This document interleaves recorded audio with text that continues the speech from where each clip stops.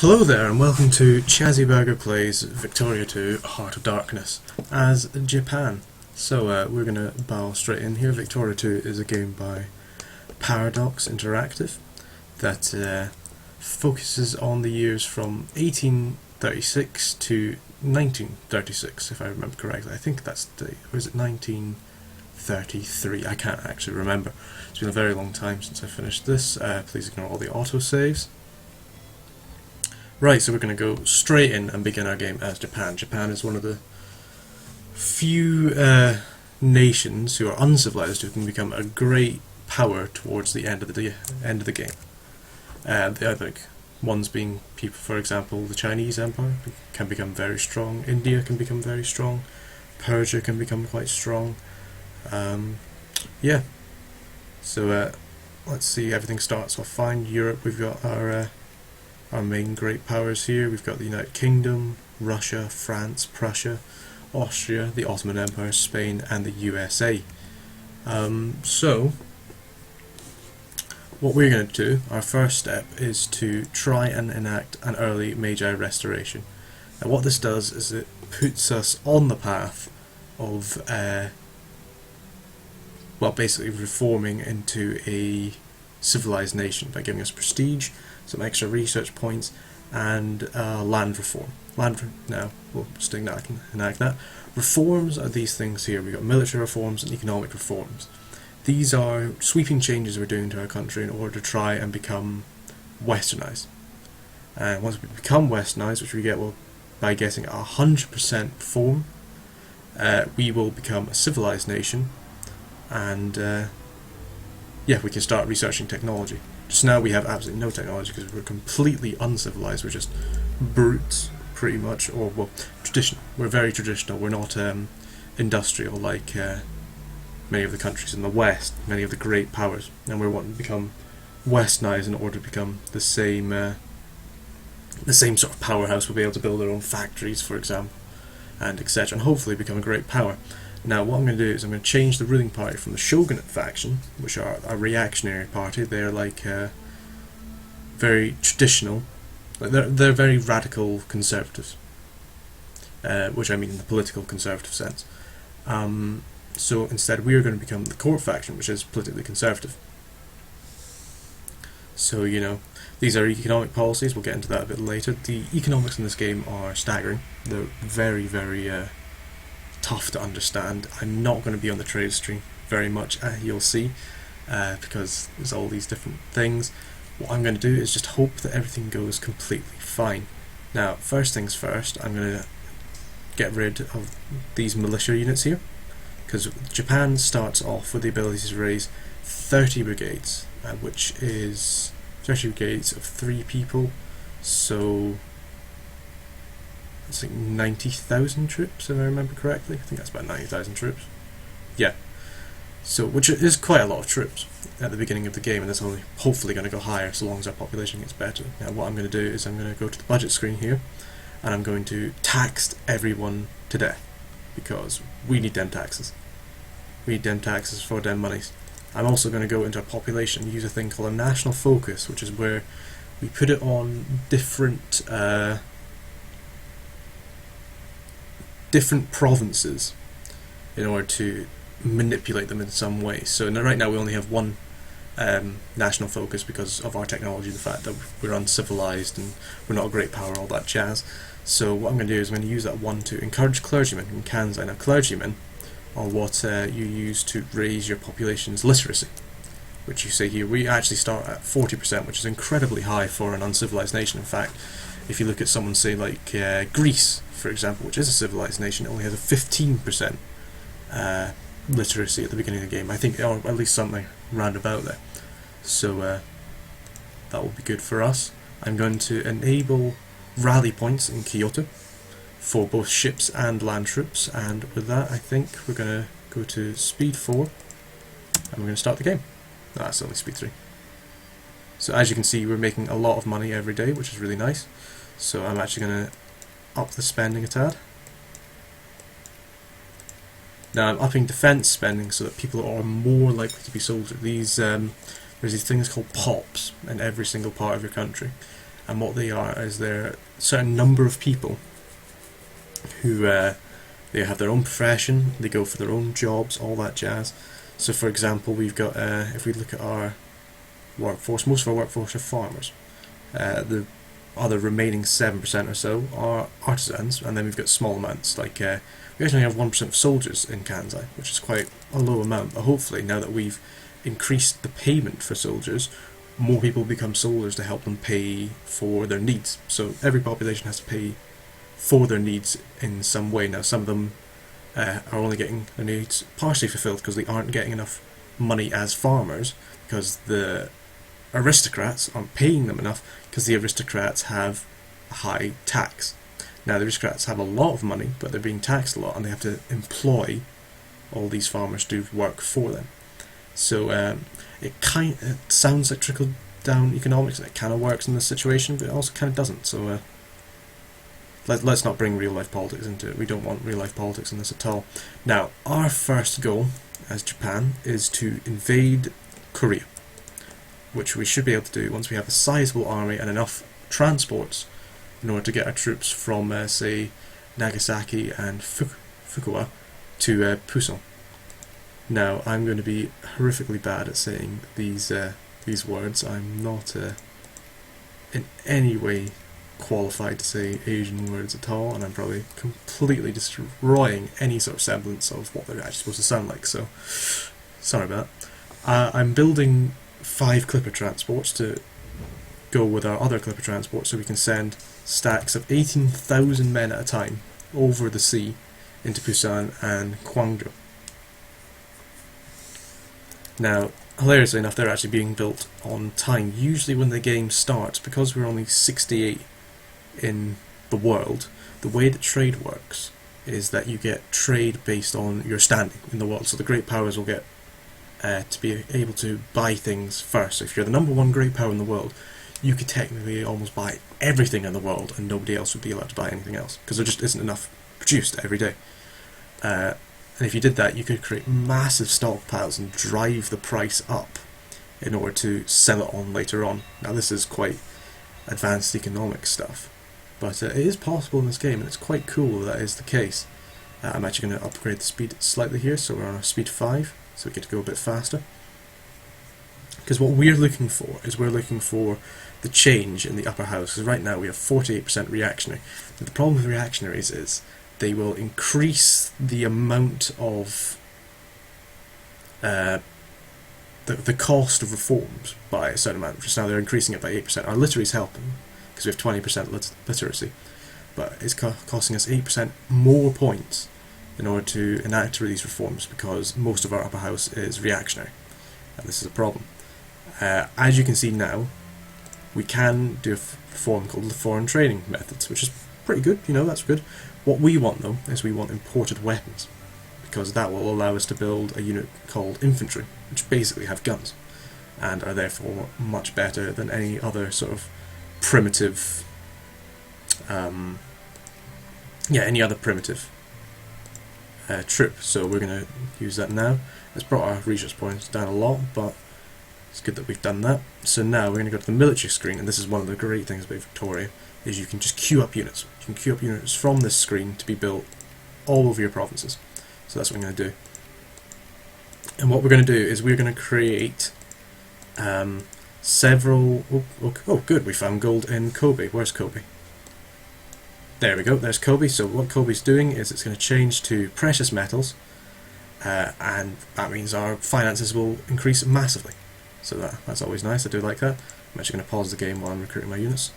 So, just now we have 14 units of infantry being constructed. I'm going to do 2 more, and against the primitives, how my army's going to work is I'm going to have 4 units of infantry and 2 units of cavalry for every single unit. And what this will hopefully do is it'll allow us to be able to not only take over places quite quickly, because we'll have the reconnaissance bonus, which you get from cavalry. If you look from Mansover Cavalry, it says it's got 1 reconnaissance, and reconnaissance is how you take over provinces. So we've got 1, 2, 3, 4, 1, 2, 3, 4, 1, 2, 3, 4, and 1, 2, 3, 4 how many forces is that? Is it 16? 5? I don't know. We can always build more cavalry later on.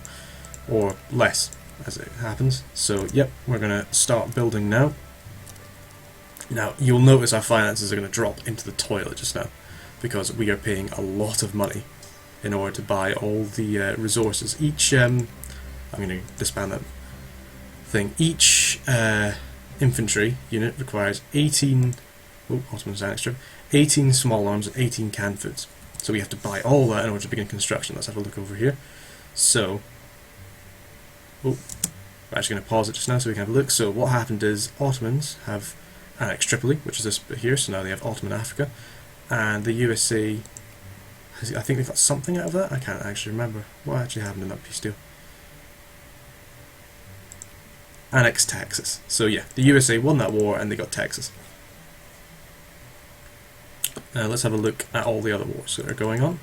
So the Brazilian liberation of Bolivia and Amazonas, and the war for Pacific against Chile, Bolivia and Peru. And yeah, so Bolivia and Peru are looking pretty screwed. Ottomans are also seeking for liberation of Andra and Akira from Egypt. So Egypt's at war as well. So where's that? That's up there, isn't it? Yeah. So they're looking to take over that bit there, and they should probably win that. The Ottomans are quite powerful in the early game. They will taper off though, which is always nice. Oh, we should be able to get those clippers soon. So now, as soon as I have a stack of 6 clippers and some troops, I'll be able to go forward and attack the Koreans. I'll justify a war for conquest. I'm actually going to try and conquer the entire Korean peninsula if I can. So here we go. Here's some of our new troops coming up. As you can see, the amount of brigades that we can support has actually gone up. It's gone from 30 to 44. This is because generally our population is increasing, and we're paying our soldiers an awful lot. So everyone's like, I don't want to be a soldier, man. You know. Okay, so that is 12 stacks of infantry. So I'm going to move them down to Nara, and what we'll do is everybody's on auto merge. I might want to add everybody who goes to Kyoto will auto merge with whatever stack's already there. So that's why I'm moving infantry around. The cavalry will take longer to build because we have to buy wine for them. Now there is some cavalry being built. Oh, yeah, there we go. So we're going to move that to Kobe. So that's the first unit of cavalry that's built there. Come on, clippers, I need you. Where's the clipper at? So I think what this episode's going to be is us building up in order to take on Korea.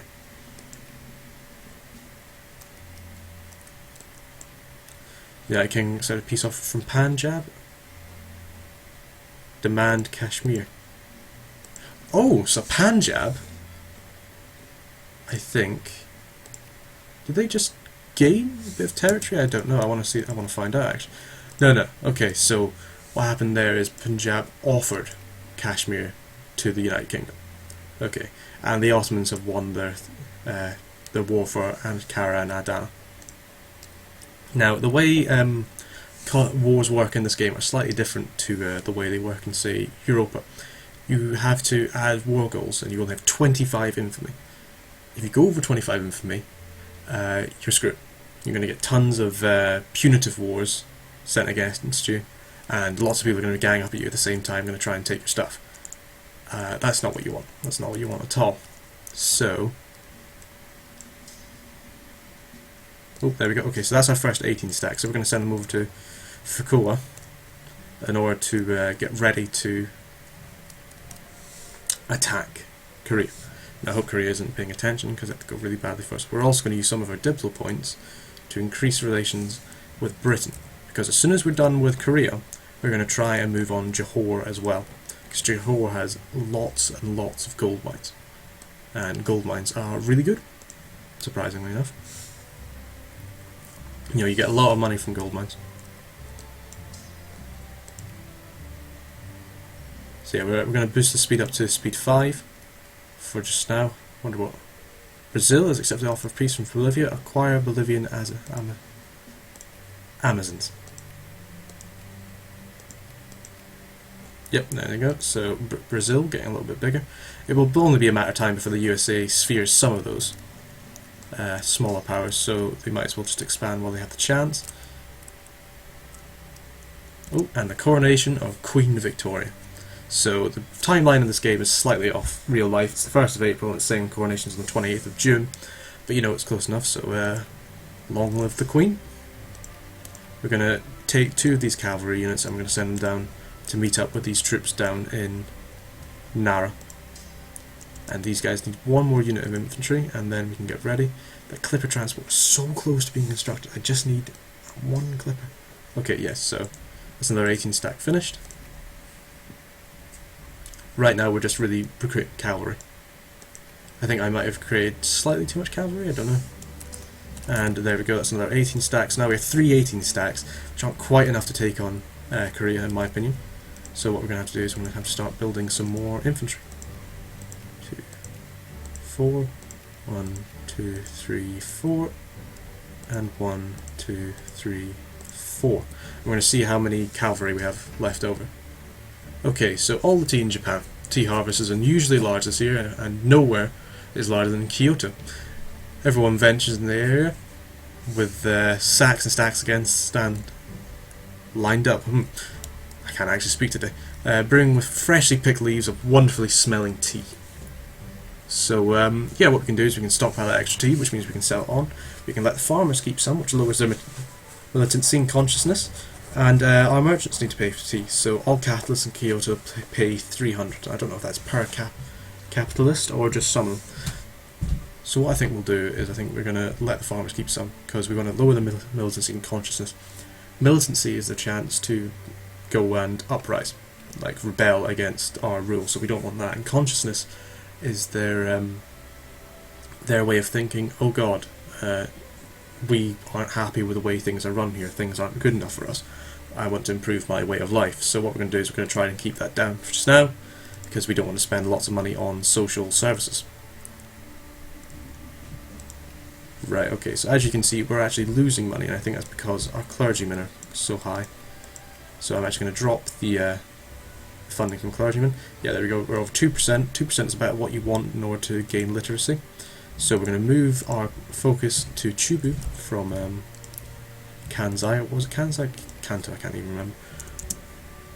So yeah. What we're going to do as well is we're going to balance out these cavalry units, and we're going to send them over here, and that is, so we now have got 4 18 stacks, and that clipper is almost done. So what I think I'm going to do, so how far away are we from foreign training methods? Quite far. I would have loved to have gotten foreign training methods as well, but unfortunately no show. I'm also going to get rid of these irregulars, because irregulars in my opinion are just rubbish. So there's not even really any point having them. There's quite a large army here, so we're going to pause the game, we're going to sort out our stack. So we only want 4 infantry, there we go. And we'll send them down to Kagoshima. So we've got 1, 2, 3, 4, 5, 6. So we need 2 extra units of cavalry. There we go, and that should be enough. We also want to make another 4 units of cavalry and 8 more units of infantry. 2, 3, 4. I think that's enough. And that should be more than enough troops in order to invade Korea. Because the thing with Korea is they are actually, at the moment, allied with China. And I also want to make sure it's... Yeah, okay, so the USA hasn't started to try and influence them yet. That's good. If we had to fight China and the USA, we would just die. No questions asked. I'm going to drop the military spending just now, because we are spending an awful lot on troops. I think we're actually okay, troop-wise just now.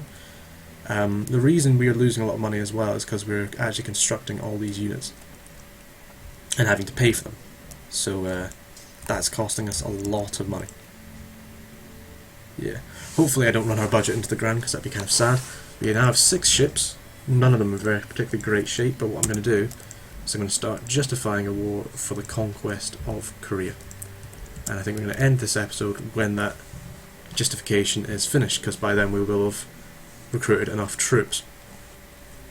So, oh god, see, this is not what I want. I didn't want 19.5 infamy. That is a lot of infamy. That's going to severely cut into our ability to take over places like Johor or Brunei. And overall it's just a bit of a pain. Right, let's have a wee look. This is all just infantry, so what we'll do is we're going to balance it out. Send that 12,000 units down there, and then we can balance this out. We can send this 12,000 units there. So now we've got 3 stacks of 12,000 infantry each. Korea and China. China has a lot of brigades. If we go to China, how many brigades do they have? 140. It doesn't actually tell us. I would have thought they would have told us how many brigades they have. But yeah, they do not have enough brigades of just regular regulars to really stop us. So we're fine from that point of view. What I'm going to do is I'm actually going to send these 6,000 cavalry over here to Kobe. Meet up with these troops. Ah yes, foreign training methods. So we actually do have enough for foreign training methods. Now what that will do is that increases our organisation by 10%, and with these two things, each time we conquer something, we get research points. Now with imported weapons and foreign training methods, we get 25% extra points when it comes to conquesting. So I'm going to increase our relations with some of the great powers because nobody really likes us for some reason. There we go. Okay, so that's enough to ask for annexation. So with that, I think I'm going to leave this episode here. Thank you very much for watching, and I hope to see you next time. Goodbye.